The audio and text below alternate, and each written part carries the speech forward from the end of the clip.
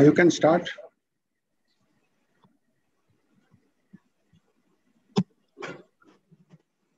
Good morning, ladies and gentlemen.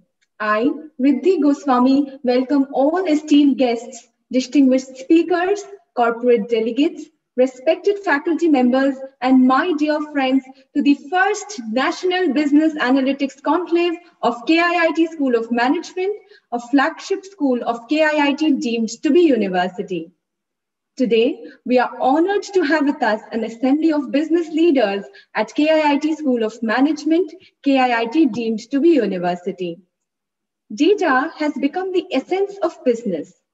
Ever since the world has gone digital, data has helped us understand the nuances of varying customer needs. Our theme this year, Transforming Businesses Using Data, aims to explore the power that lies within data and derive meaningful inferences that could help businesses sustain through critical times like the COVID-19 pandemic. Today's conclave is being virtually hosted by KIIT School of Management, KIIT deemed to be university.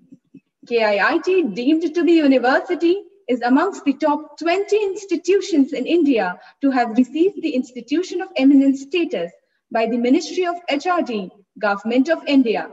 It has been ranked number 1 among self-financing institutions of the country in the Atal ranking of institutions on innovation achievements 2020 by the Ministry of HRD, Government of India. KIIT has been declared winner in the category Workplace of the Year in Times Higher Education Awards, Asia 2020. Apart from this, KIIT has made an announcement to provide free education to the children of COVID-19 deceased in Odisha. KIIT deemed to be university having a student strength of 30,000 from across 59 countries, along with its sister university, Kalinga Institute of Social Sciences, world's first exclusive, fully free tribal university for 50,000 tribal children, were founded by Professor Dr. Achyuta Samanta, Member of Parliament, Lok Sabha, a visionary social architect and philanthropist, and one of the greatest Indian educational leaders. Professor Samanta embarked on a social development mission in 1992, using education as the strategic medium to eradicate poverty, a goal envisaged by the global leaders as one of the sustainable development goals. KIIT School of Management has 27 years of glorious academic excellence, providing industry-focused management education. The school has been awarded the Best Business School of Odisha Award by the Times of India Group. Spread over an area of 35 acres, the institution houses more than 1,000 students across 3 courses, BBA, MBA, and doctoral programs in management. For setting the context of the conclave, we have Professor Dr. S.K. Mahapatra, Director, KIIT School of Management. Dr. Mahapatra has held leadership positions for over a decade in renowned corporate groups in India like Tata, Bajaj and Jindal, including Navratna PSU, SAIL, and multinational Costco. He is an alumnus of Delhi University and MDI Gurgaon and holds a doctorate from Utkal University.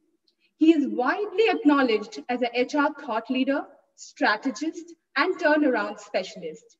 He was felicitated at the Silver Jubilee of the World HRD Congress as one of India's most influential HR leaders in 2017.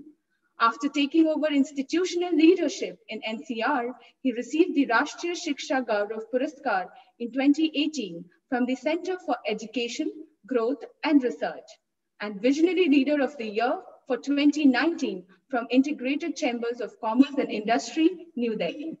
Sir, kindly set the context of the conclave.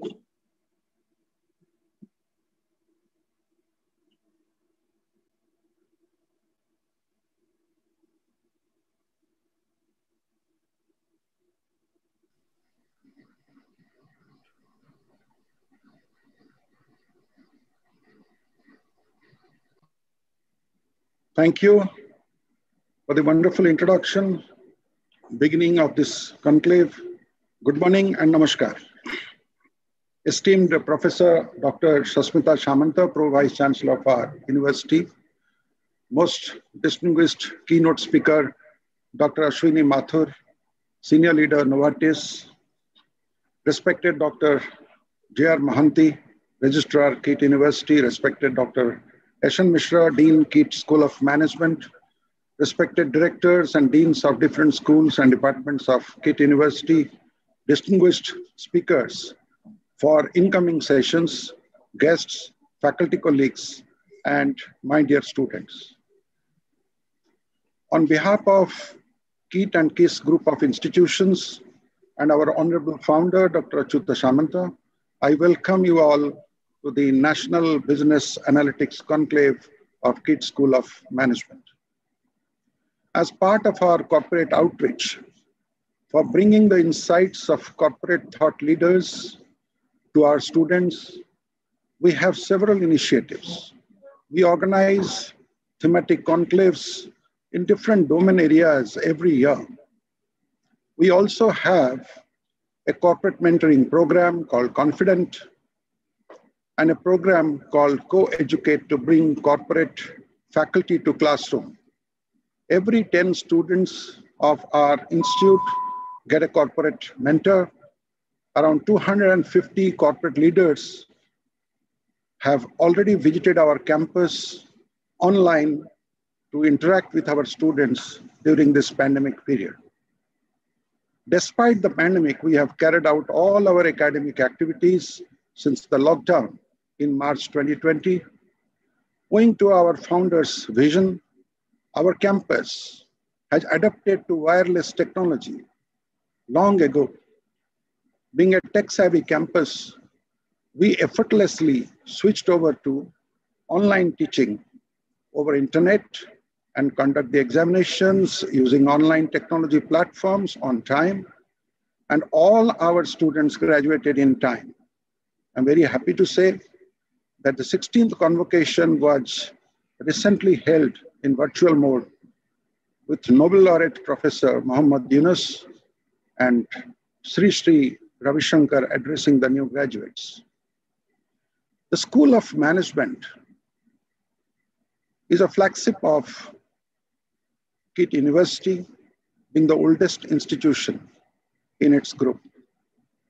It has already held 11th HR Konclave, the 11th Marketing Konclave, and the 11th Finance Konclave this year.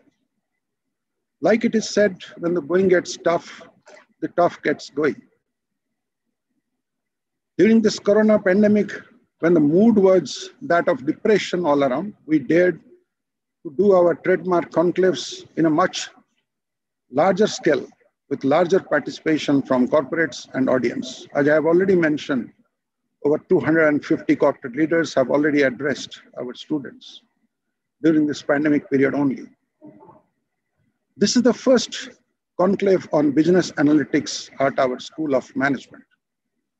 I consider it a great privilege to host this maiden event, which in due course, I'm sure will turn out as an annual event of great repute. It is befitting that we have conceived this event in this year of pandemic, which has practically turned every aspect of our life upside down, excepting our willpower. I believe our faculty and students have emerged stronger and more determined to succeed while fighting on the challenges of COVID-19 and its social and economic fallout. All the nations of the world have experienced growth in their national economy, while within a negative growth within a span of just 3 quarters. The GDPs of the developed countries have also turned negative. The national banks of every country had to step in to save their economy from going under deep waters. Work from home, considered a luxury perk for a select few in a select companies, became the way of life for the common man during this lockdown. People were forced to reinvent their skills and rediscover their potential to quickly adapt new technology to work from home or carry on with their business. New models of business have evolved thick and fast. Research and innovation has picked up great speed never seen before. The normal time period for developing an effective vaccine, including the trial, testing, and peer review process, and the certification procedure for public use, used to take many years earlier. And then the mass production and distribution, including designing and developing the entire facilities and network to meet the standards and specifications, used to take few more years. Look at the current situation. In less than a year, we have almost everything ready. Technology diffusion from invention to mass usage took a longer time earlier. In the new millennium, the speed of technology diffusion has shrunk beyond imagination. We all know this big turnaround has happened due to the data revolution. The most valuable resource in the world is not data, is now data, not the oil, opined the Economist magazine in 2017. Data is the new big resource, the great equalizer, the great opportunity for the entire population of the world, irrespective of where the person was born, to get a good life. A recent McKinsey report suggested that data analytics capabilities could offer between $9.5 trillion and $15.4 trillion in annual economic value to organizations. From a layman's perspective, we know data helps in developing sound understanding of a phenomenon by statistical analysis and representation of data to learn from patterns. Like the physician reads the ECG graph and diagnoses functioning of the heart. This is descriptive or diagnostic analysis, saving thousands of lives who would have died of sudden heart failure. So data analytics has not emerged today. It has been emerging for quite some time. We have seen in the last 20 years how the meteorological department has been able to predict the cyclones much more accurately now than it could 20 years ago. We who belong to the state of Odisha, we still remember the super cyclone that hit Odisha coast at the turn of the millennium and what kind of havoc it played. Today, the meteorological department uses data to predict the behavior of the whirlwind over the ocean and over the land. This is predictive analysis at its best, saving human lives in thousands of billions compared to just a century ago. I am proud of being part of KIIT University, which recognized the head of meteorological department of Government of India, Dr. Mrityunjay Mahapatra, by honoring him with an honorary doctorate during the 16th convocation. He is considered the weatherman of India. The analysis of multiple factors and data helps in optimizing decisions, or in simple word, which helps to take good decisions, we call prescriptive analysis or prescriptive analytics. The assets of a nation or the assets of a company or our own assets, the assets of a family, are not often visible to us. They lie hidden. They lie underground, not accounted for, and hence we fail to extract its benefit. Now, due to this analytics, it is possible to analyze and put all our hidden assets to beneficial use. For example, the net water resource of India could be analyzed and used in a manner to irrigate every part of country, provide enough for every region, and eliminate all water disputes from our land if we apply data analytics in a proper way. Sam Pitroda, the first head of the Water Commission of India, Water Mission of India, was attending a meeting with the Prime Minister Rajiv Gandhi when he was reviewing the water scarcity in India. The presentations which were made to the Prime Minister talked about the water consumption by human beings as a data input for taking decision. Mr. Pitroda mentioned that there is one significant omission here, that the water which is consumed by livestock, by animals, by birds, that also need to be accounted for while deciding how to optimally utilize the water resources. See, one different perspective altogether emerged, and that has helped India. Such is the power of data analytics. For business, not in very distant future, survival will be incumbent upon the strength of data analytics and decision-making based on data. We have an impressive list of speakers who are not only leaders, but also experts in the domain and who have a formidable reputation of using big data for their business to address us throughout the day.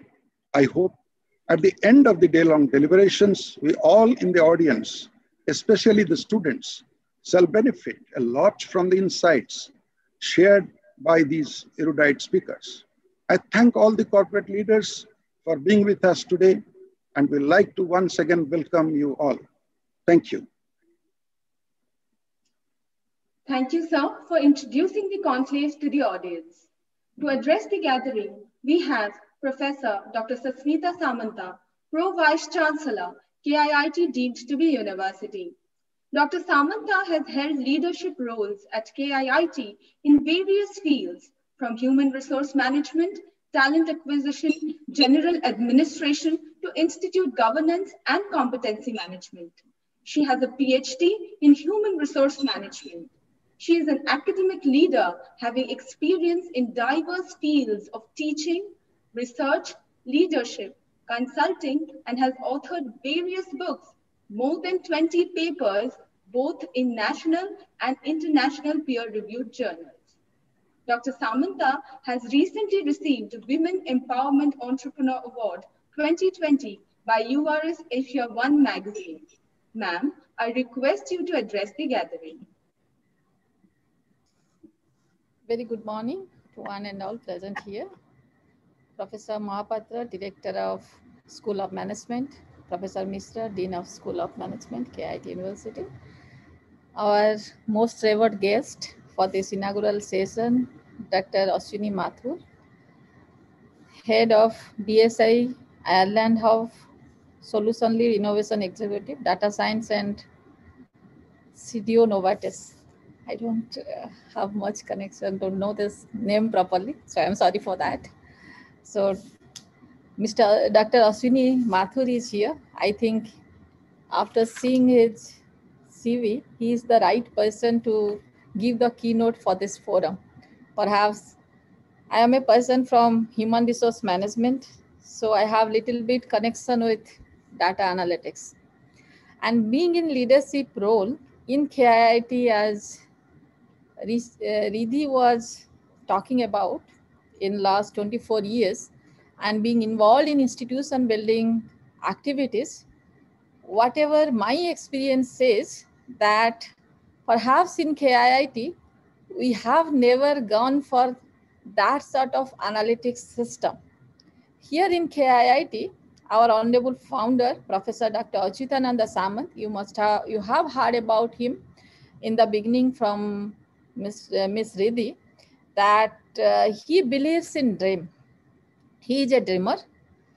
And while he talks to the people, he is having the capability. Maybe some people say he is a magician, but he is having the capability to convince the people on his dream, and he motivates the people to dream and to rely on that. While the students come to KIIT, we also do the same thing with each one of the students.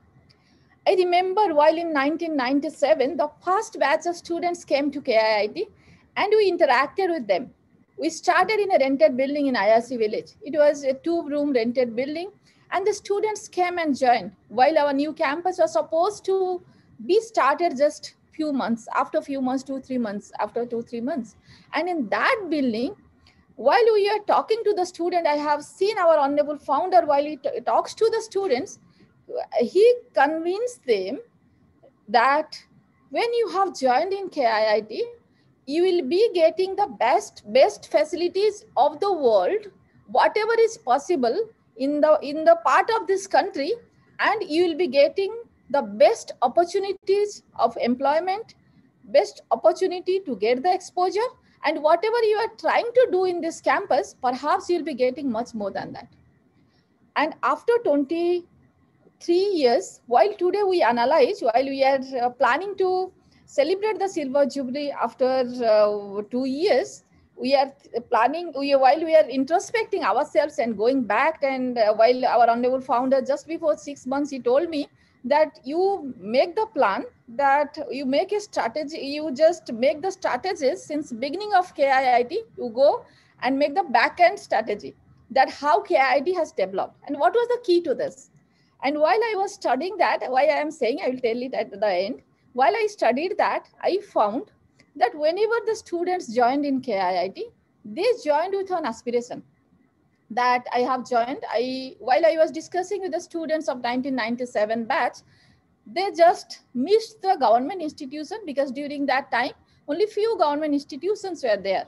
The students, those who didn't qualify to join NIT or Bulla or somewhere else, they joined this institution. And because they missed those government institutions, they came to KIIT because very few private institutions just started in 1997. Before that, only one institution was there. And when they came here, their only one aspiration was there, that they want to be an engineer. That's it. They never thought that while they came to KIIT, they will be getting a very good quality of education and they will be getting job in multinational companies. They never had thought of about that. But in initial years, while I studied that how the growth of this institution has happened, what we found, when the students came, joined, or any faculty came and joined in KIIT with the aspiration and with the expectation they joined KIIT, after 4 years or after 3 years, while they leave the institution, they get much more than that. They get in many fold. It can be 10 times, 20 times, 30 times. While I analyzed the data of the students while they come here, because when the students come here, we have made a system. I always tell to the students, their aspiration, their dreams, their knowledge base becomes the input for the university. And while they leave the institution, with the credibility they leave, their academic achievements, their level of personality, the communication skill, they go with this, go from this institution, the sense of humanism and compassion, their sensibility to the society, all those data, while we interact with the students, sometimes we record it, and sometimes we record it by giving them a format that with which expectation you have joined this institution, and when they leave, how they live. So while analyzing that, and normally we organize 8 to 10 alumni meet in a year. While analyzing that, I found the main reason behind growth of KIIT is that with the aspiration, the people join here, and they, with the, I can say that achievement, they leave this institution, there is a big gap. It was maybe 200% or 300% more than that. So today also, when any student come here, they are also coming with that sort of, I can say that sort of expectation in their mind. So when KIIT has grown up to this level, now it becomes very difficult for us to meet with that perception, to meet with that expectation of the people. And coming to the business analytics, I would like to say that, yes, in business analytics, whatever I have understood, now we are becoming very much dependent on data. And of course, data is taking the place of experience.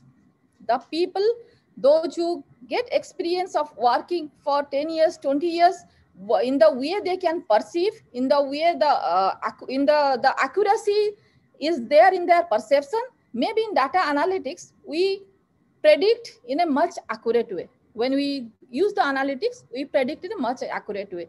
When we talk about in human resource, human analytics, we talk about the data science, we talk about the cognitive science, we talk about decision science, we talk about the strategy science. So in that way, while we use the data in making the strategies, in taking the decisions, it gives us I can say that pattern or behavior, the growth of behavior in a very systemic way, or the systemic development of that area in a particular business or in a particular domain or in a particular human behavior or growth or a particular society or community. But today, while we work in a system which is highly, I can say that, innovative, which is evolving too fast, perhaps it becomes sometimes very much, I can say that it becomes sometimes very much, we say that it's very much unpredictable to all of us, but those data analytics helps us that how to address to that challenges itself. Of course, if we see in politics in this country, sometimes some good rulers have come. They have made lots of disruptions. Maybe it's Gupta dynasty, they did very good. Then Mughals came, they disrupted the whole system in a very, I can say that, very negative way. After that, Britishers came, they did something, they made another one big disruptions to this country. And after the independence, the disruptions are happening maybe after every election when new rulers are coming. They are making lots of changes in the existing system, and it's also creating a disruption in our economic system, in our social system. But maybe whatever the data is there with us previously, it's not helping us to make the future plan as per the different environmental factors, but according to the factors and the values, whatever was there previously, it's helping us. And today the importance of business analytics is increasing day by day. It's because I find that when the situation becomes very much unpredictable, we have to depend on certain factors where we can rely, where we can trust a system, what we can trust. And data analytics has created that trust in business and the social system. Today we are saying that just before few days or before few weeks, there was one convention done by our Honorable Prime Minister. He was saying how AI can transform this country. The use of AI in agriculture, use of AI in business, use of AI in startups. So he was talking about use of AI in different domain. And the CEO of IBM was present there. And he was also discussing that how he can transform the whole education industry of this country by use of AI. Yes, the lots of analytics tools are in place. And being in business, I have said to all the students and also the business practitioners in previous forums also, we all have to see that how much accurate we all have to be in our perception. And what creates the perception? Our experiences, our exposure, our knowledge about the domain, that creates the perception. And those data analytics tools will help us to have more and more accurate perception to make a good and more correct strategy for the future. So the exposure to this data analytics field, I think that now it has become the part and parcel of our life. And we are now today, apart from the finance, we are talking about apart from the analytics only in data, we are talking about the analytics in human behavior also in last couple of years. And we are talking about behavioral finance, we are talking about the behavioral marketing, we are talking about the analytics in each and every field of life. So exposure to this field, I think it will give you a different type of confidence to lead in your career and to lead in your business itself if you are planning to go for that. So in this conclave, I find that Dr. Mathur is there. He will be talking about business analytics, how it will be helping in your career. But as our Professor Mahapatra was saying that how data analytics has changed the whole, I can say that, management perspective or everywhere in politics and social system, in even in disaster management and everywhere. And I hope that the students, the faculties, the experts, those who are present here will be learning a lot from the deliberations of the people, those who are here. So thank you all. And once again, I welcome Dr. Mathur to this conclave. Thank you for joining. Thank you, ma'am. We are fortunate to have with us Dr. Ashwini Mathur, Solution Lead, Head Data Science and Artificial Intelligence at Novartis as the keynote speaker of the conclave. He has close to 25 years of experience in the area of clinical research. He has taught as an adjunct professor at Department of Radiology at the University of California, San Francisco for 4 years while doing his work on his osteoporosis clinical trials. He also has an experience of about 20 years in the pharmaceutical industry. He has experience of more than 17 years in management roles and have been large teams supporting data science and analytics, clinical trial operations, statistics, statistical programming using SAS and R, data management, database programming, and medical writing. He has worked for GSK in Philadelphia and Bangalore, Novartis in Mumbai and Hyderabad. Dr. Mathur is currently working for Novartis Ireland. His area of specialization includes data science analytics, statistical design analysis, reporting of clinical trials operation, and clinical data review. Sir, I request you to address the gathering. Hello, can you hear me, Riddhi? Can everyone hear me? Yes, yes. Yeah, all right. Thank you very much. Thank you. First of all, I would like to thank Professor Mahapatra and Professor Samantha for such a warm welcome. I'm really looking forward to our interactions over the next minutes. I also want to thank Professor Kumar Mohanty and Professor Manoj Jaina for making this possible, and my good friend Bhavani, who invited me initially to this conference. So I'm happy to talk about my experiences related to data science. And one of the things that I did pick up immediately was that the conclave is basically about transforming businesses using data. Yeah. So my focus would be about talking about how data is transforming the business today. Now, why is it today that this is happening is the first question, and why did it not happen 5 years ago, 10 years ago, 20 years ago? Data was always there. The question is that why now? Why now? Maybe that's the first question to all of you. And think about it, we don't have a forum where we can interact. Otherwise, we could have, I could have gathered thoughts from you. Why did it not happen earlier? And why is it happening now? And I think one of the first obvious answers that comes up is that because now we can do it much more easily because our computing power is available. Our data collection processes have improved. And the data is available for all of us to really analyze. So that is one thing. But there's something else that is also happening today. Yeah. So one is the logistics. Yes, the logistics have made the data analysis easier. But there's something else that is changing. And what is changing is the mindset of people. What they've started realizing now is that there's wealth of information hidden in data. Yeah. Earlier, people would go with personal wisdom, personal experiences, and which is absolutely okay, because personal experiences and personal wisdom is very, very important in solving business problems. And that played the role of, how do we take a decision for the future? How do we predict what is happening? And people would go with their own knowledge base, their own gut feeling, but it was not driven by data. So that is one change that is happening in people, that people have started realizing that data can play a big role in how business decisions should be taken.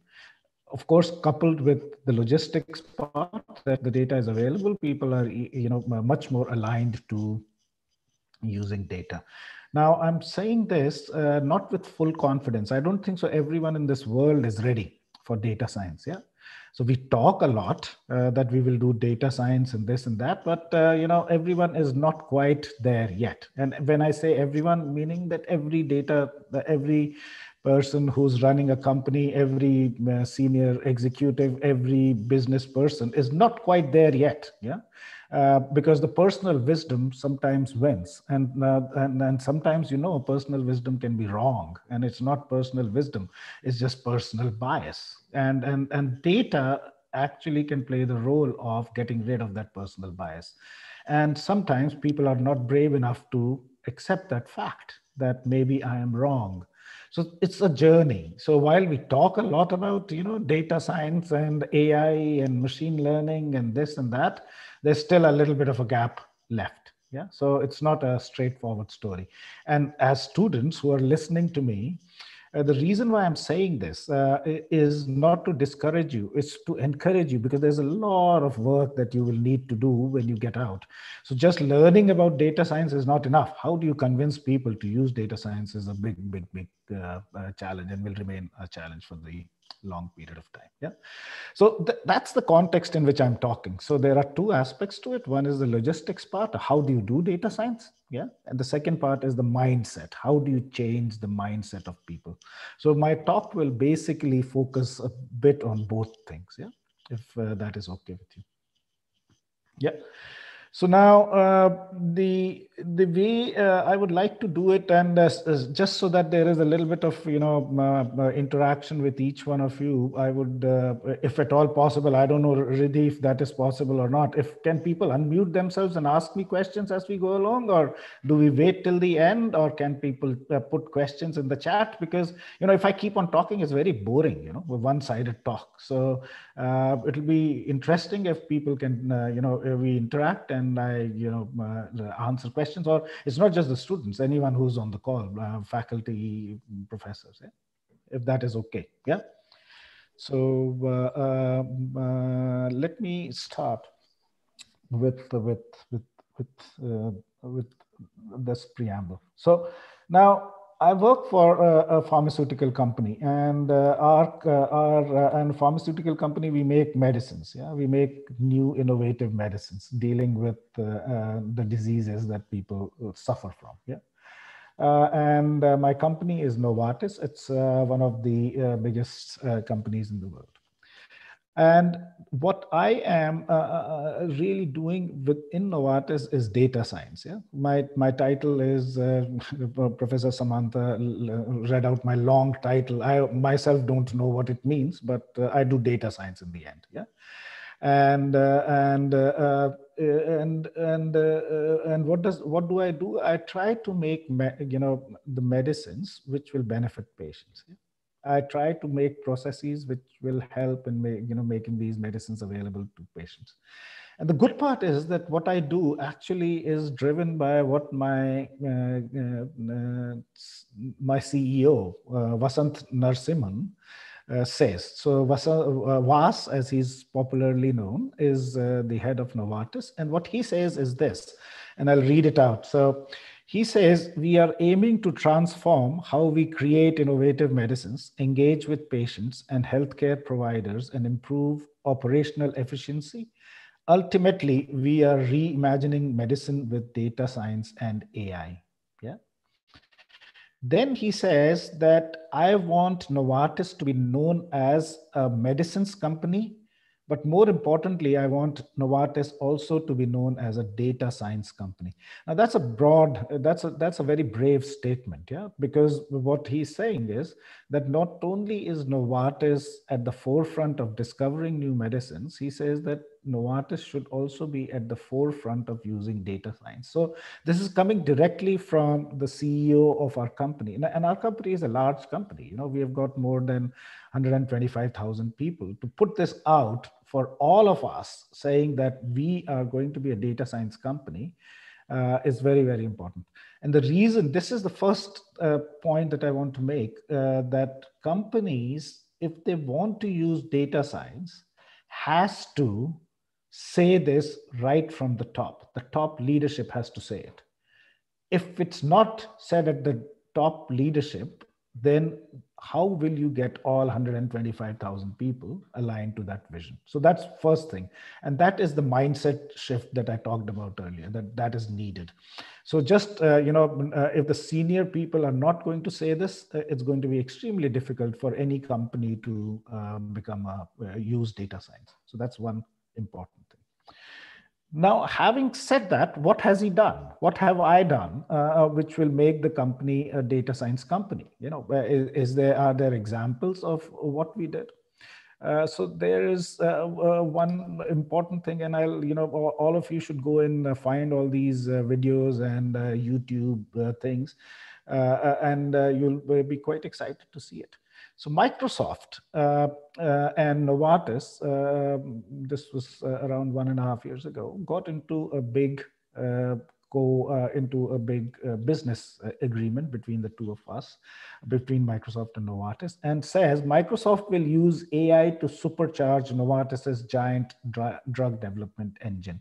So Microsoft will now help Novartis do drug development, which is kind of strange that Microsoft is a technology company. Why is it partnering with Novartis? What is it for Microsoft? Yeah, Novartis, it's clear that yes, we have to develop new medicines, but what is in it for Microsoft? And this is a question for all of you. What does a technology giant like Microsoft doing partnering with Novartis? And the answer is very simple, that Microsoft is the expert in AI and ML, machine learning procedures. They've got a framework which allows them to use these technologies for solving business problems. And Novartis's business problem is discovering new medicines. And the question is, can Microsoft's tools, can Microsoft's expertise help in building these tools? And the two senior people, Satya Nadella from Microsoft and Vas Narasimhan from Novartis, think that working together will get us the answer. So please go and find a YouTube video or Microsoft Satya Nadella, see what he says. Find the video for Vas Narasimhan on how Microsoft and Novartis will work together. And this is all about using data, AI, machine learning to drive the future. So that was the first example. So Vas is not just talking just for the heck of talking. He actually is doing something. Yeah. The second thing that was done was there is how do you think a company like Amazon works? I'm sure all of you have bought things on Amazon. Yeah. So when you type on Amazon, blue jeans, I want to buy jeans. How does it work? Is there someone sitting there listening to you? How does it work to show you only the right things? How does it work when you say, I want blue jeans with these kind of features? Yeah. I don't want, I want skinny jeans. I want low waist jeans. How does it know what to show you on the screen? And when you say, please compare prices, how does it know that it can compare one jean manufacturer with another jean manufacturer? How do you know that it's comparing the right product with the right product? Because otherwise, how will you do comparison?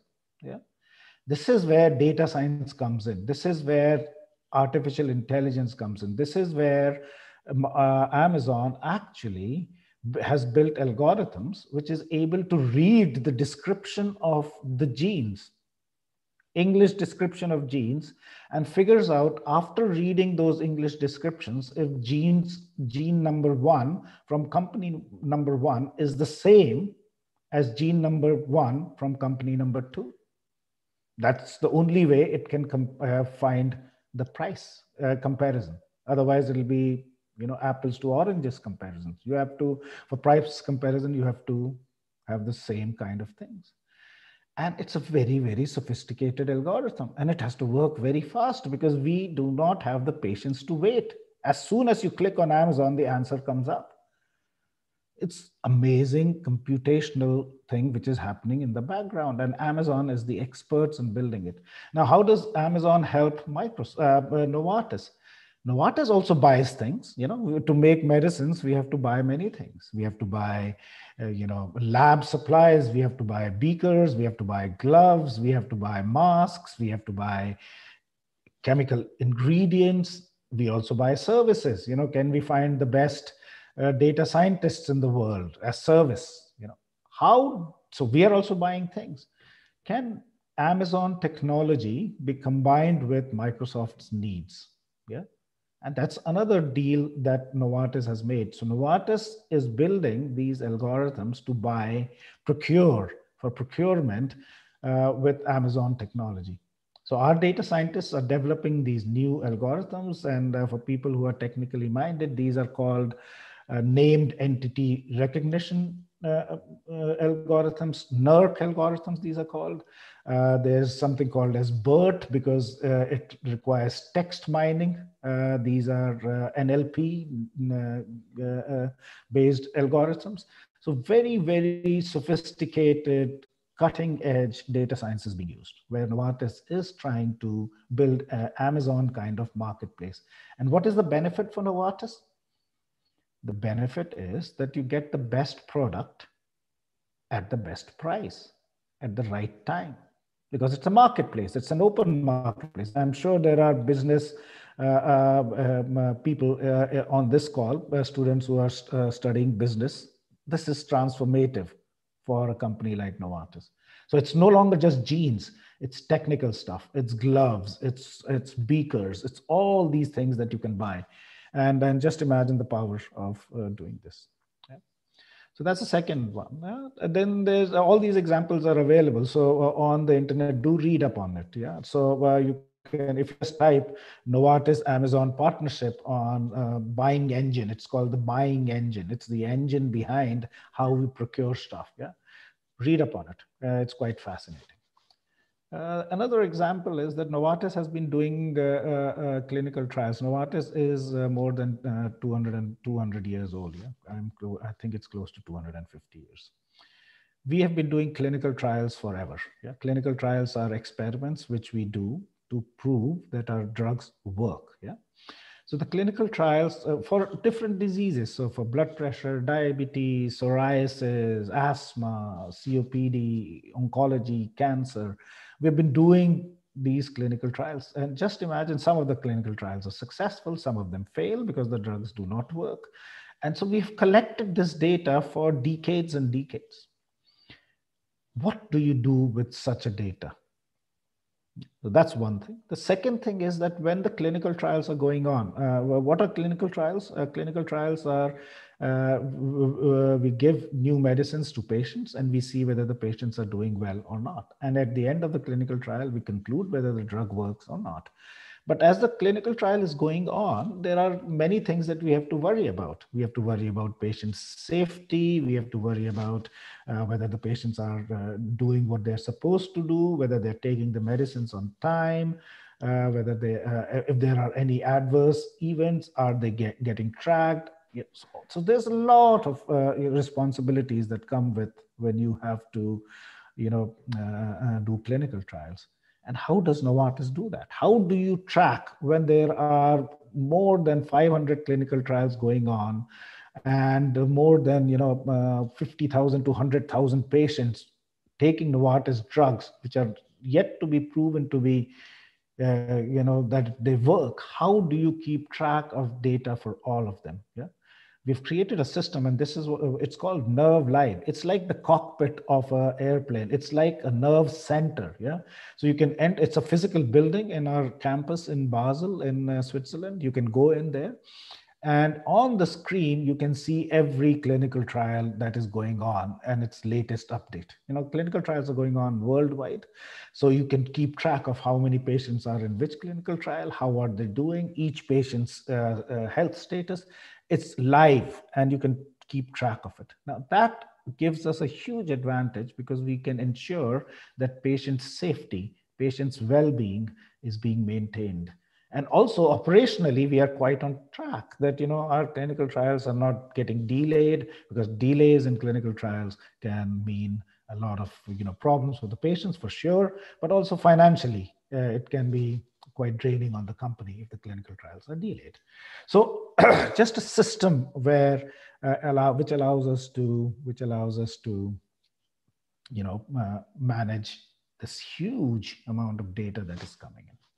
Yeah, I'll just take a pause here. So I've just given you these examples and maybe ask questions. So I've just talked about the logistics part, the technical part right now, and the next part of the talk would be on the mindset part, on the softer side of things. But any questions, any thoughts, anyone?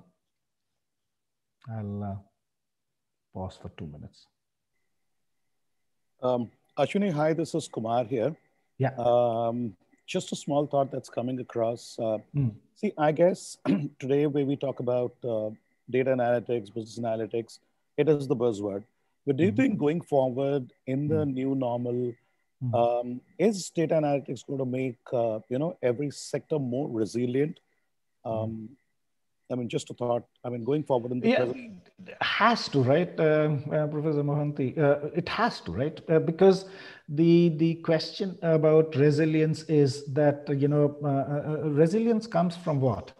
There's two ways to think about resilience. One is that your business is sustainable. Yeah. So you think about the future right from today. So the question of resilience is already built into your strategy. It's built into your action plans. It's built into your yearly strategic goals. It's already built in. Yeah. So that's one way of defining resilience. And in that sense, we never think about it as resilience. We just think about it as strategy. But in some sense, it is resilience. Yeah. And anytime you build any future plan, if you are basing it much more on data, it'll be a better plan. Yeah. Or I wouldn't even call it a better plan, but I would call it a much more objective plan. At least your personal biases at least are addressed. And so that's one way of thinking about resilience. The second way of thinking about resilience is what is happening in the world today. Yeah. So COVID has thrown all of us a bit off our regular beaten path. So is your company set up to deal with situations like COVID? Again, here the question is that if you are an objective-driven organization without personal biases, depending on data, you'll be much better off. So for example, the companies like, say, Microsoft. Now, Microsoft, one of the tools that Microsoft uses is called MS Teams. It's just like Zoom, yeah? So how come companies like Microsoft and Zoom did better than other companies during these pandemics? Yeah? Because the tools that they were building were already aimed towards dealing with large amounts of traffic. So MS Teams was already in the works. It was in beta testing before this year began. And today it is ready to be used by everyone. Zoom, where did Zoom come from? Before 2020, Zoom was not known, but it existed. Obviously, they had something in their in the company. So there's only one Zoom, right? Why is there no Zoom 2, Zoom 3, Zoom 4? There's only one Zoom. So that one Zoom is the only one which took advantage of it. So now after Zoom came, everyone says that, okay, we can do it. Then Google came and they're late, they're behind. Now it's impossible to capture the market back. So I think data can only help. And I would rather do it based on resilience and data. So what did Microsoft figure out? What Microsoft figured out is, at least for Novartis, Microsoft Teams was supposed to be used in Novartis in a phased manner. And its rollout was going to be over 5 years, starting from next year, 2021, 2022, 2023, 2024, 2025. 5-year plan of rolling out Microsoft Teams as the default communication tool. All that plan went down the drain because Novartis went to Microsoft and said, we need it done this year, now. And we want to roll it out to 120,000 people. Is your tool scalable? Yeah. This is the data that we gave them, that we wanted for 120,000 people. Microsoft was able to turn around and said, yes, it's ready. And they were able to give us features and they keep on changing it. In that sense, we did not go with Zoom because Zoom did not really develop their tool for corporates. They developed their tool for personal use. So there are some gaps in Zoom that Zoom was decided not to be used as the corporate tool. And this might be a lesson for Zoom, that if they had done their data analysis properly and figured out where else could they have used it, they would maybe the number one communication company. So these are just some examples where data science is going to drive a lot of our businesses. Thanks. Yeah. Good. Any other questions before I move on? Sir, yeah. This is Payodhi Dev. I am from MBA 1. I am also from pharmaceutical background. I have worked with Biocon. So I have a question, sir. I would like to know if you can give us some insight. What is a major challenge of data analytics in application in finding application in finding a vaccine, sir? So that is a brilliant question because it applies to the situation today. Yeah. So what is the challenge? Now, a vaccine is just a very specific example. But what is the challenge of finding a new medicine? What is the challenge? I'm sure people like you, Payodhi, but people who are maybe not from the pharmaceutical background, maybe we need to tell them what is needed. What is needed for a new medicine to come in? First of all, we have to make sure that it does no harm, right? It should not cause any harm. Yeah. Now, harm, unlike that it works, whether it works or not can be tested very quickly, right? You give the vaccine to people and see if they are infected or not. So that's easy. 3, 4, 5, 6 months or within a year, you will figure out that whether the vaccine is working or not. But what about the side effects? That we don't know, right? Because the vaccine, if you give today, what if the side effect shows up 5 years in the future? Yes, sir. Due to that, it takes years to develop a vaccine. Yes. So that's one challenge, and data science cannot help because that is the issue. That how can it help? Data science can only help if there is data, but there is no data for these vaccines for 5 years. Yeah. Now, again, guys, you have to be very careful. Again, I'm not telling you that don't take the vaccines. Absolutely take the vaccines because based on science today, it works. There's no concerns at all. But if you are looking for an answer, can you tell me, is this vaccine going to be safe for 5 years? That answer I cannot give you because the vaccine has not existed for 5 years. Nobody has taken it and we haven't followed patients for 5 years. So I'll not hide behind the fact, can that be answered? The only way I can answer it based on science. Based on science, it looks like that this vaccine is safe. It has not caused any short-term effects. And the way mRNA, the messenger RNA works, first of all, there's no virus in the system. It's just the messenger RNA, which is sending a message to the body that please kill this virus. That's all it's doing. If the virus comes, kill the virus. There doesn't seem to be any scientific reason to believe that this can cause any harm. Yeah. So based on science, based on not data, based on science, we can say that the vaccine is safe. Now, the challenge of what you asked, Payodhi, that challenge is there. Can data science help me find a vaccine which is safe 5 years down the road? No, because there's no data. If there is no data, how can data science help? This is something that each one of you who's trying to become a data scientist should realize, that limitation of data science is availability of data. Data science is not magic. Yeah, you're not going to create magic. You're not going to create data. So data has to be there. So I hope that answers your question. Good. Ashwini, thank you so much. Yeah, you're welcome. Ashwini, hi. This is Bhabesh Panigre. Hi, Bhavesh. Hi, I have a quick question, and I know you might run out of time. I won't take much of your time here. Traditionally, I'm a pharmaceutical market research professional with 20 plus years of experience. So traditionally, it takes 10 plus years to develop a vaccine. Mm-hmm. And in the case of COVID-19, mm-hmm. We've been able to develop it in 18 months. Mm-hmm. So do you think data science had played a major role in accelerating the development process? I don't think so. I'll be quite truthful. It's not data science. It's good science that has played a role. It has the role that has played. The reason why it has happened so quickly is because the world came together to solve it. Remember that a lot of processes around data, around drug development and everything are also very bureaucratic, and rightfully so. They have to be bureaucratic because we have to take care of patient safety. Here, we were faced with a situation where a solution was needed immediately, right? So the world, government agencies, doctors world over, scientists world over, finances, all these things came together. And that's the reason why it has worked so fast. There's no magic to this.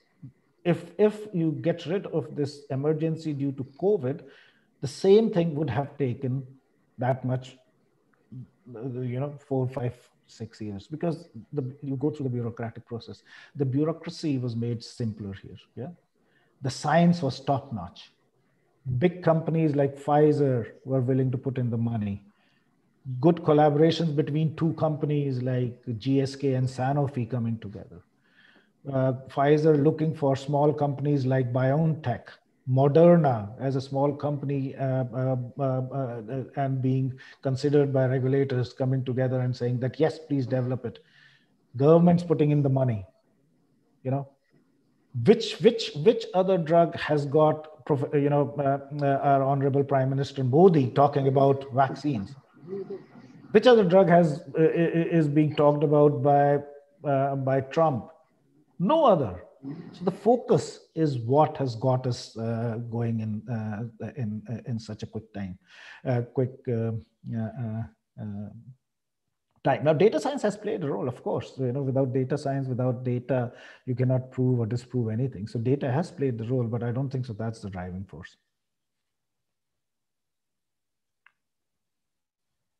Yeah. Any questions? No. Okay. Let me continue. Riddhi, how much time do I have? Because I think I'm already over time, but tell me. No, sir, you can continue. We have time. Okay. Thank you. So that was a bit about, the logistics and some of the technical challenges. Now comes the more important part about, the softer side of data science. Data science, the challenges of making data science as a natural phenomena that every company,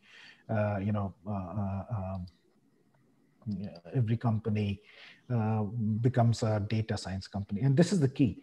That are you a data science company or are you a company with data scientists? Yeah, and think a little bit about the difference between the two. Yeah, so are you a data science company or a company with data scientists? I believe in today's world, 90% or maybe more, 90% of the companies who claim that they use data science are companies of the second variety.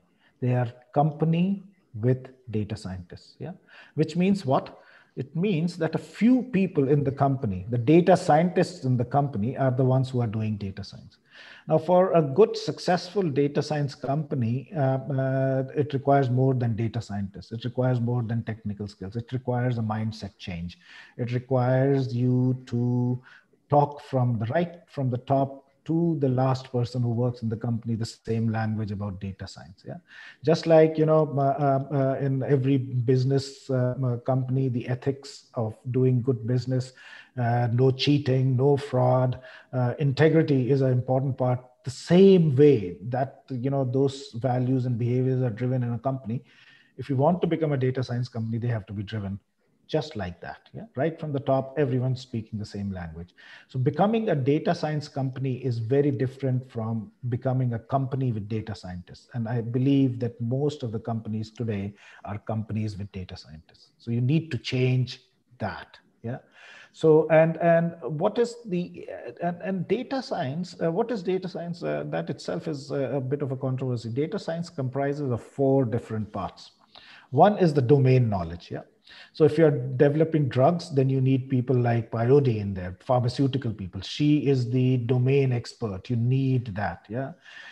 If you are talking about commercial, then you need people like Bhavesh because he has worked in the commercial side of things for so long. You need domain expertise. So that's the first thing. Yeah. So all the people who are not data scientists, do not worry. You don't need to learn data science to become a data scientist. Anyone who's doing MBA and becoming domain experts, your value in data science is as equal to a person who can do programming and data science. Yeah. So domain experts are absolutely essential. Without domain expertise, nothing can happen. So that's the first aspect of data science.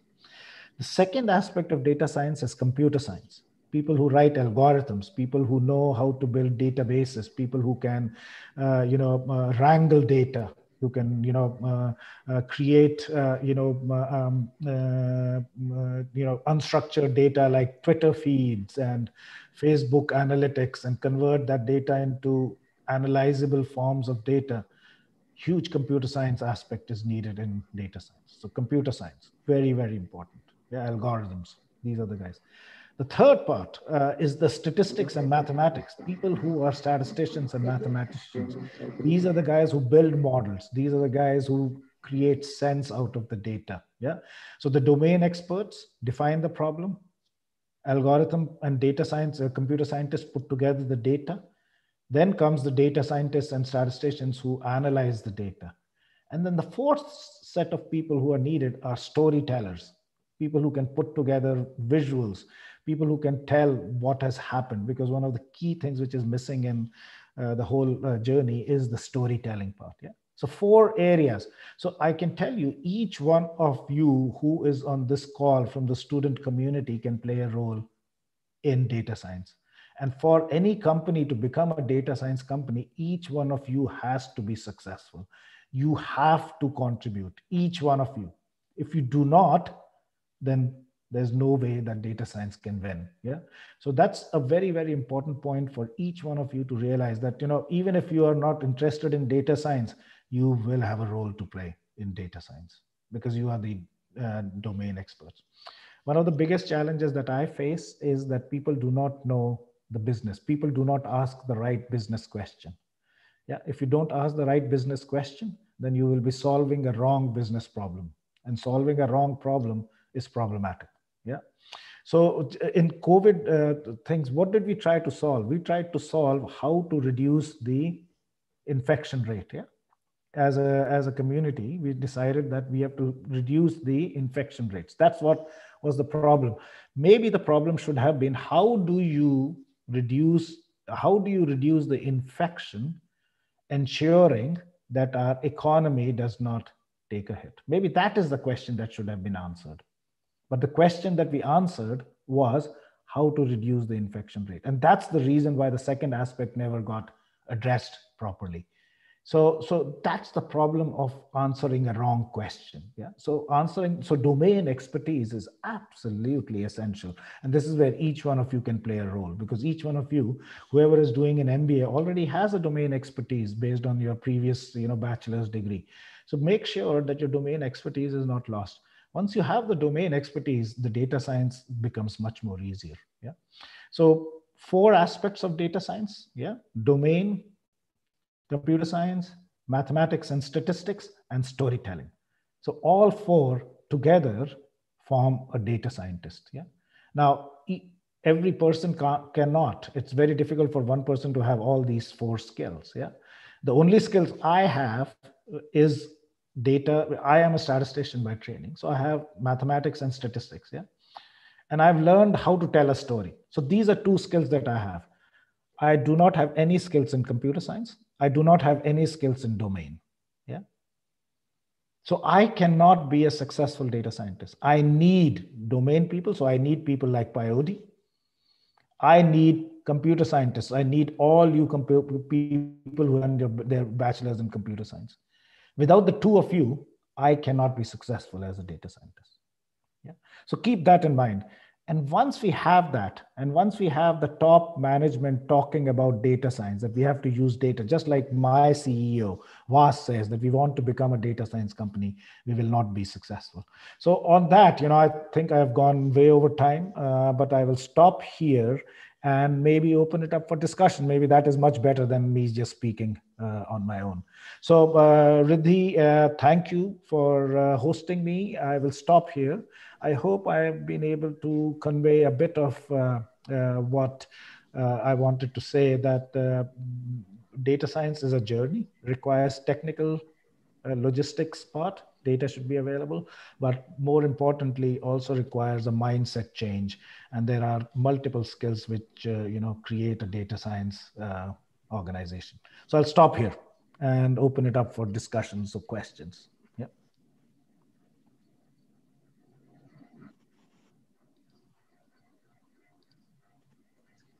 Thank you, sir. It was an insightful session. We'll move on to questions.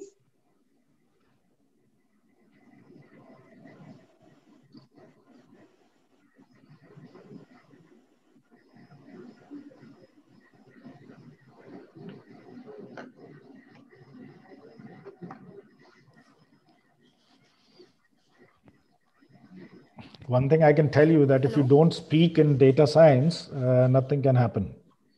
Storytelling is absolutely essential. Yeah. So you have to ask questions, you have to speak about it. If you are going to keep quiet, nothing is going to happen. You'll never be a good data scientist. And again, remember that, you have to speak up and ask questions. Just again, that to the students. Yeah. Oh, very good morning, sir. Yes. Hi. Yeah. Sir, I have a question. Mm-hmm. Sir, where do you see in analytics in next 10 years, sir? It's here to stay. It's like, if you had asked me 25, 30 years ago, what is going to happen in the internet? Yeah. Is internet here going to stay? Say 10 years ago, even before all of you were born, people would have said, yeah, it's here to stay. And you have seen what has happened with the internet. Yeah. It has become an essential part of it. The same way analytics is going to become an absolute essential part of it. Yeah, this is the, like the industrial revolution in the early 1900s. Yeah, is the same thing. This is the communication revolution. So it has happened. This will become inherent part of how we live our life. So there's no going back on this. This is here to stay. Not just 10 years. This is here for hundreds of years. Thank you, sir. Okay. Thank you so much, sir. Yeah, you're welcome. Good morning, sir. I'm Shraddha from MBA 2. Hi, sir, Shraddha. I had a hello, sir.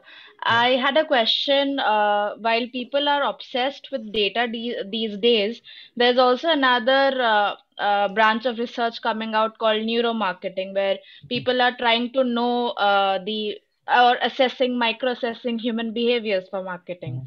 So in such a case, what do you think is the capability of data to explore or collab in this field? Shraddha, you've caught me. I have no idea about what neuromarketing is. I do not understand microsensing. But if it is driven at all by any data which is, which will drive you that this is what a person is sensing, and this is how people are reacting in a natural setting. This is based on their reactions. This is based on what they write. This is based on how they respond to a questionnaire. If it all is driven by those kind of things, this microsensing, then obviously data science is going to play a huge role in it. Yeah, but I do not know enough about neuromarketing. One thing I know is that a lot of our behaviors are captured in the way we speak, in the way we communicate, in the way we, write our tweets, our Instagram posts, the way we use emojis. There's a lot of information in there. And natural language processing plays a huge role in coming out of insights with data like that. If this microsensing is like that, then I think that data science will play a huge role. Analytics will play a huge role. Sorry, I do not know enough to talk conclusively about it. That's not a problem, sir. Thank you so much. Yeah, you're welcome. Thank you, sir, and thank you, participants, for an interesting and insightful Q&A session. Moving forward, as a part of the conclave, we had organized pre-conclave competitions, which were a huge success. There were more than 2,600 registrations from reputed educational institutions spanning across the country. The winners of the business simulation are Mr. Manoranjan Gowda and Mr. Sambit Sahani from KIIT School of Management. First runners-up, Ms. Nikita Raj, Mr. Swarup Das, and Mr. Aman Raj from NMIMS Bangalore. Second runners-up, Mr. Karthik Khare, Mr. Ram Prasad, and Ms. Karishma Chaudhary from XIME Chennai. The winners of the analytics quiz are Ms. Sonali Das from KIIT School of Management. First runners-up, Mr. Sambit Sahani from KIIT School of Management. Before we move forward, let's sit back and enjoy the conclave video, The Voice of Students, made by the school's media club.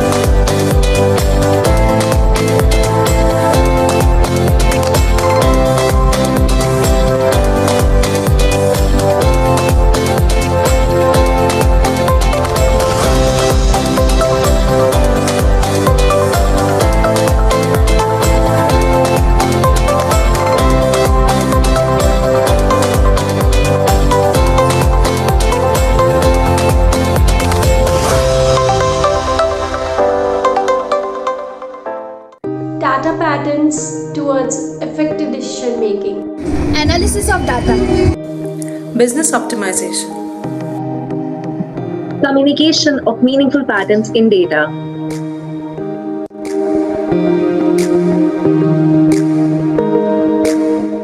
Providing data-oriented solutions. To take data-driven decisions.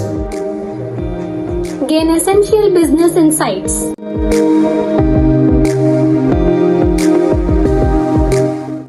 Keeping business up to date in a changing environment. Empower companies to plan for growth.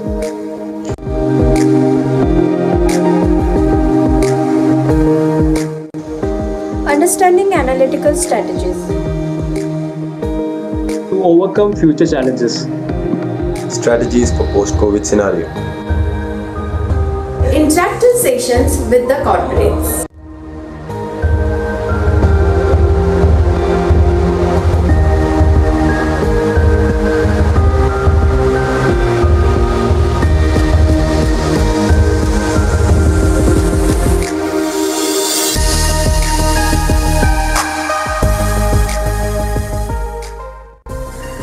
First of all, I'd like to thank KIIT School of Management for organizing this business analytics pre-conclave competition.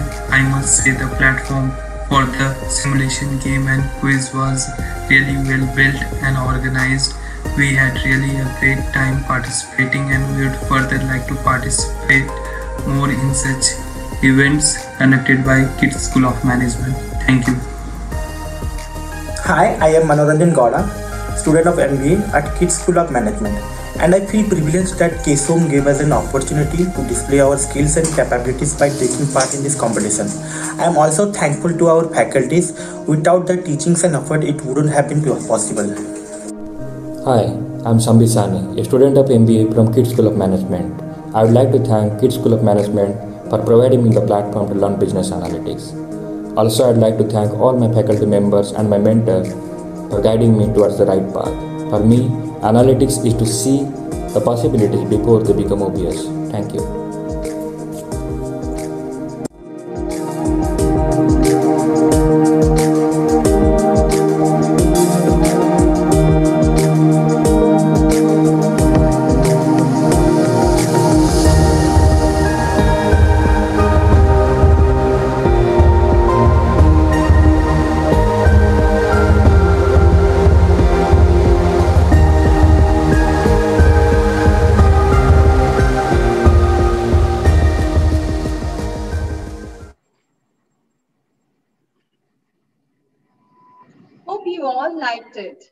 To give the vote of thanks, we have Professor S.N. Mishra, Dean, KIIT School of Management. He was an officer in the Indian Defence Accounts Service, where he served as the Director of Finance with the DRDO. He did his MA in Applied Economics and has a PhD in Economics. Post-retirement, he teaches economics and contributes handsomely to prestigious research journals. Sir, I request Professor Mishra to give the vote of thanks. Good morning, friends. On behalf of our redoubtable founder, Professor Achyuta Samanta, and our director, Professor Saroja Mahapatra, I take this opportunity to thank all of you for participating so handsomely in this first ever conclave on analytics, business analytics. At the outset, Professor Mahapatra set the context by bringing out how the speed of technology diffusion has completely baffled imagination. He mentioned two very interesting developments. One is on the predictive abilities of the meteorological department and how it has really helped in cyclone handling, and also in terms of net water resource mapping, how these two very important public phenomena have been handled most adroitly and competently by having data analytics in place.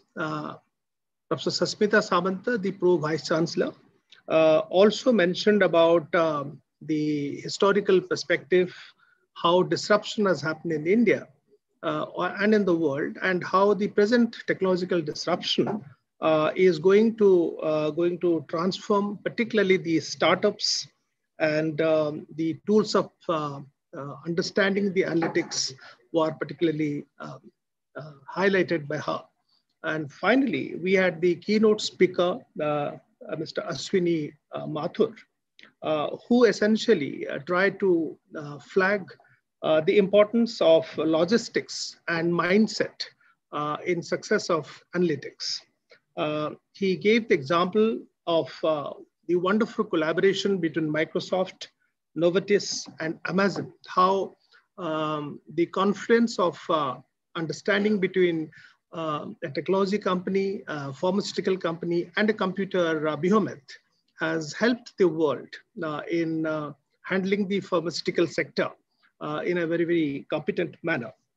He made a mention that he made a distinction rather between data science companies and companies with the data.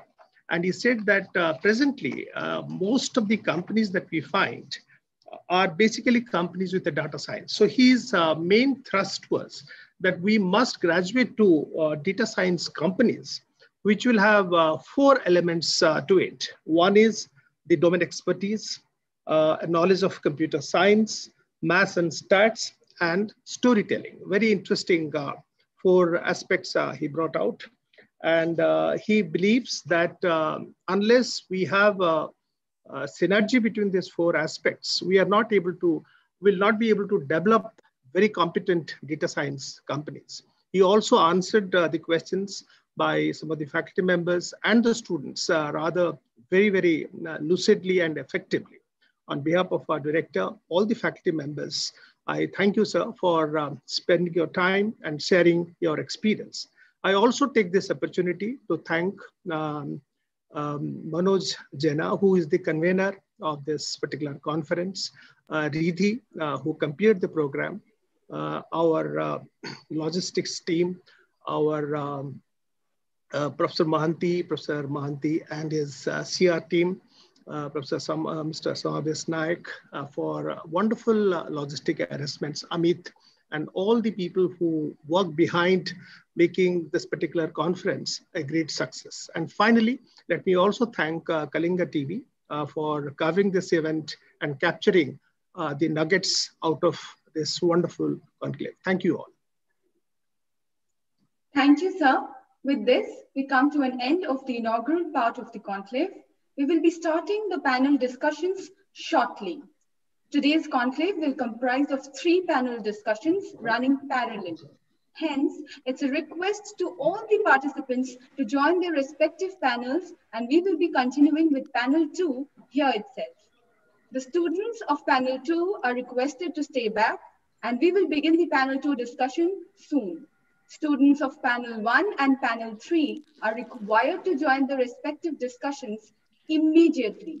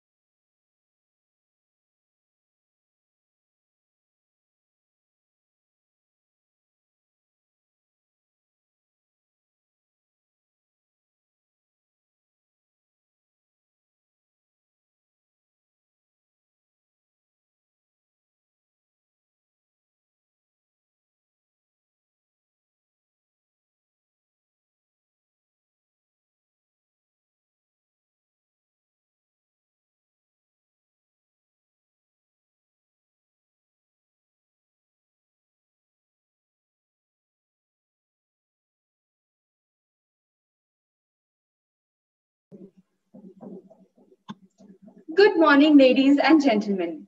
I, Riddhi Goswami, student of MBA first year, welcome all esteemed guests, distinguished speakers, corporate delegates, respected faculty members, and my dear friends to the second panel discussion on the topic, Bridging the Gap Between the Academics and Analytics Industry.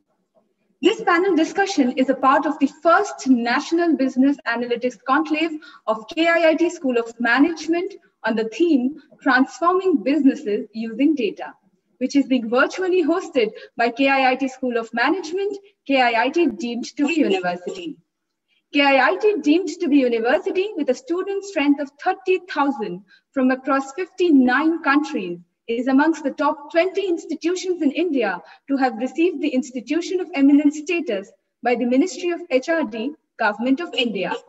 KIIT, along with its sister university, Kalinga Institute of Social Sciences, world's first exclusive, fully free tribal university for 50,000 tribal children, were founded by Professor Dr. Achyuta Samanta, Member of Parliament, Lok Sabha, a visionary social architect and philanthropist, and one of the greatest educational leaders of India.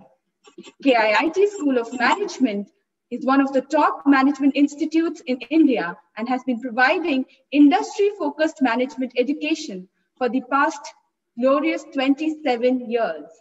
Spread over an area of 35 acres, the institution houses more than 1,000 students across 3 courses: BBA, MBA, and doctoral programs in management. The faculty coordinator for the second panel discussion is Professor Mohar Banerjee Biswas, Assistant Professor, KIIT School of Management.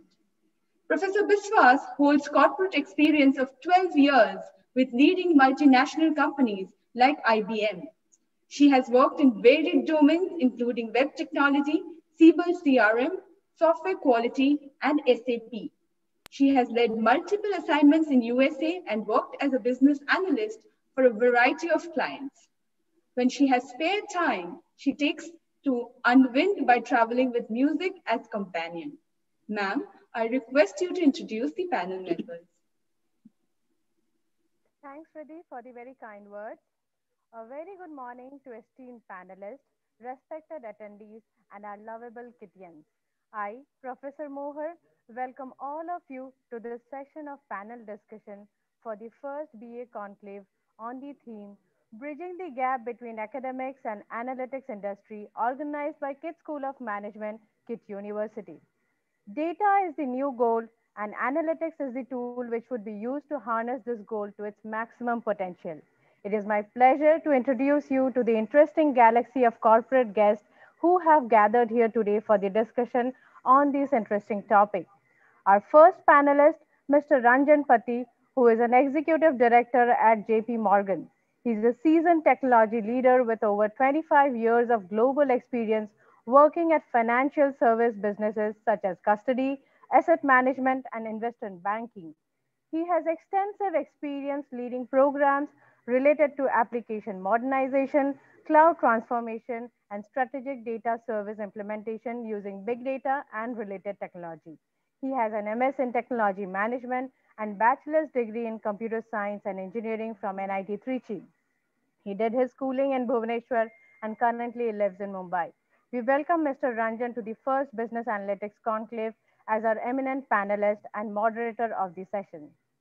Next, we have Mr. Mani Subramaniam, VP Category Marketing and Analytics at BigBasket.com. Mani currently heads the Category Marketing and Analytics function at BigBasket.com, India's largest online supermarket. Mani has over 23 years of experience in consulting and analytics and has worked with Dell, McKinsey, and Infosys. Mani received his BE degree in computer science from University of Madras, MBA from IIM Ahmedabad, and M Engineering from MIT. Mani is a frequent speaker in industry forums and academic forums. He has also been a part-time faculty member delivering graduate-level analytics courses. He's a columnist with articles in leading online publications and the co-author of best-selling book on Big Basket, Saying No to Jugaad. We welcome Mr. Subramanian to this panel discussion and hope to learn a few about Jugaad. Our next panelist, Mr. Srivatsa, VP Data Science and BA at Maverick System. Mr. Srivatsa is a senior consulting and analytics executive with focus on the banking and financial services industry. He is a practitioner who has built and scaled AI teams for banks globally. We thank Mr. Srivatsa for being a part of our panel discussion. Our fourth panel member, Mr. Manoranjan Mahapatra, ED and CEO at Conviva Technologies. Mao, as he likes to be called, has a career dedicated to the development and deployment of innovative software communication solutions in rapidly growing markets, transforming high potential businesses into true value beating organizations. His track record for enabling innovation, his deep knowledge of telecom related technology, and his wealth of experience in a range of operational and marketing roles provide a strong leadership base from which to enhance Conviva's position as the leading provider of integrated VAS solutions in emerging markets globally. Prior to joining Conviva, Mao was president and CEO at Edison, where he enjoyed a 15-year career and was instrumental in building the company from a relative startup to globally recognized brand with over $300 million in revenue. At Edison, Mao leads team in areas of R&D, product management, operations, and sales and marketing, gaining hands-on experience and in-depth knowledge of the software and communications industry and honing his leadership talent. Before moving to Edison, Mao was a core member of the Center of Development of Telematics, where he made a significant contribution to research and development in telecom switching and where he began his career. Mao has been recognized with prestigious Distinguished Fellow Award by the Institute of Directors in the year 2012 and in 2013. He was named India's Top 20 CEO 2013 by Haryana IT Telecom and Enabled Industries Confederation India for spearheading the company's growth as an industry leader and for setting benchmarks in the mobile VAS industry. Mao holds a bachelor degree in electronics and engineering from Birla Institute of Technology and Science, Pilani. We welcome Mr. Manoranjan to the discussion and hope to gain insight from his vast experience. Next, we have Mr. Hari Saravanabhavan, VP Global Analytics at Concentrix. Mr. Hari is a global executive leader with 25-year track record working for successful high-growth companies in the field of analytics and data science. With a strong focus on client imperative, he inspires capable teams to push beyond their comfort zone and deliver meaningful business outcomes powered by state-of-the-art analytics and data science practices. As a blue sky thinker and patent holder with repeated success in creating and launching innovative and industry-changing analytics interventions, he's passionate about stretching the limits of data science, applied analytics, and artificial intelligence to build differentiated capabilities. An industry veteran, he currently works with Concentrix as VP Global Analytics based out of Bangalore and has worked with Cognizant, IBM, and Genpact in the past. We welcome Mr. Hari and look forward to a fruitful engagement. Last, but definitely not the least, we have Ms. Priyanka Sarkardev, Head of SD People Transformation at Ericsson India, also happens to be the only female member in the panelist. She is leading transformation projects across 7,000 employee base for a digital service unit. The role spans across India, China, and European countries with varied diversity mix, making it key to run these change management initiatives with utmost sense of inclusivity. Apart from being direct manager to a 9-member team, she also has cross-department agile teams of 60 plus employees spanning across locations. With transition to this role of people transformation 2.5 years back, under the business operations vertical, change management has seen success with clear focus on industry trends, which includes continuous adherence to operational metrics, digitization in possible dimensions, cost consciousness in the projects, alignment to competence priorities, however, all through ensuring there is people touch in whatever the unit delivers. Priyanka is part of 2% top leadership pool in Ericsson and has been part of top talent in the last 8 years with the company. In her previous role, Priyanka has handled core HR positions in HR partner, talent management and compensation, and been SME with Ericsson as well as companies like IBM India Bulls. She is also a certified talent management expert from XLRI, post completing her master's in HR. In continuation to her professional capabilities, she is actively mentoring 3 professionals from the industry and is an active contributor with a registered NGO.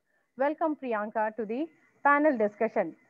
A small data fact here, Hari, Priyanka, and myself seem to have coincidentally the ex-IBMer connect.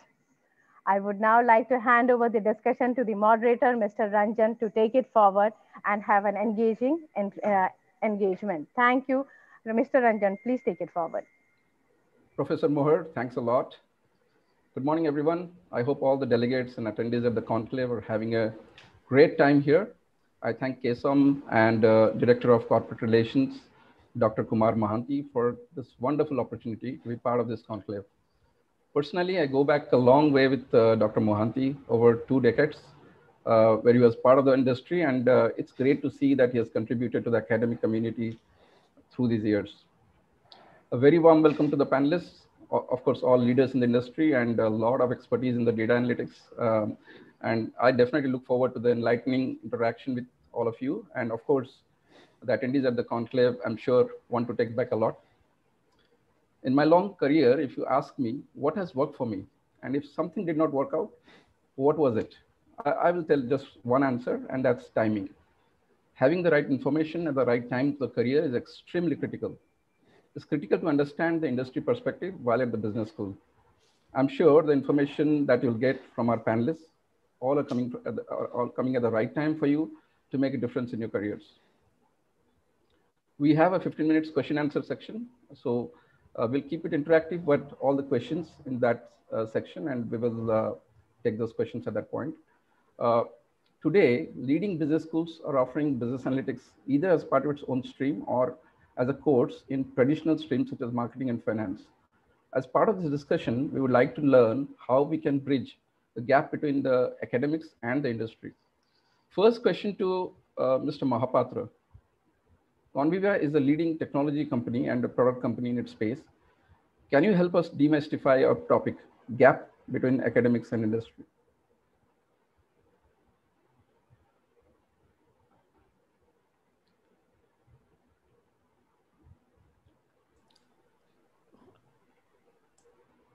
Mr. Mahapatra? Yeah. Sorry. Thanks, everybody. Thanks, Ranjan. Just to check on audio, I hope you can hear me clearly. Yes, we can. Yeah, go ahead. Right. Yeah. Great. I don't want to claim that I'm a career professional for analyst. Whatever we have done, we have learned with time. But what has happened is with the advent of data that is emerging, just to tell, I'll give far many telecom examples because I come from a telecom industry.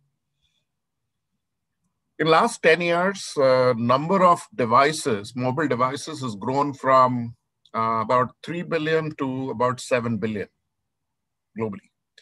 But it is predicted that in the next 5 years, it will go from 7 to 50. With IoT, with smart homes, with everything going.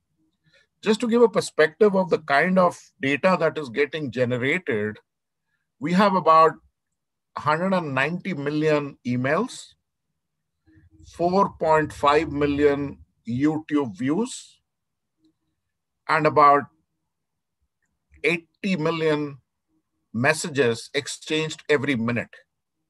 Every minute. The world is generating 2.5 quintillion data per day.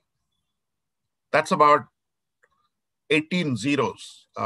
You can say a billion. Now, what that has done is suddenly thrown a lot of information about every aspects of the business, the consumer, the seller, the distribution, the buyer, including other aspects. And it is humanly impossible to look at the data in a manual way that we used to look at maybe 10 years back in Excel format. Just to give an example, one of the solutions that Conviva sells is real-time marketing. We capture the profile of a mobile consumer and categorize in n number of ways. We call it behavioral DNA, BDNA. And you would be shocked that in one installation, we have 3,400 BDNA per person. So we have 3,400 behavioral DNA or attributes classified for a consumer. And that's the level of details that's being captured in the system. In a given day, different kind of real-time triggers in terms of the calls, the data, the browsing, the WhatsApp, the top-up, everything that you do, the messages. We capture all that in a real time for just a 50 million subscriber network. I'm not talking about a Airtel or a Jio or a Vodafone in India, which is 300, 350, 400 million, is in excess of 3 billion trigger points a day. So ability to the technology has supported us in capturing that data, capturing that trigger points to make more objective decision-making in real time. And the other thing that has happened is market has become very flat. You have a Uber and one or two local regional players, and then you have no one after that. You have an Amazon, you may have a Flipkart, but no one after that.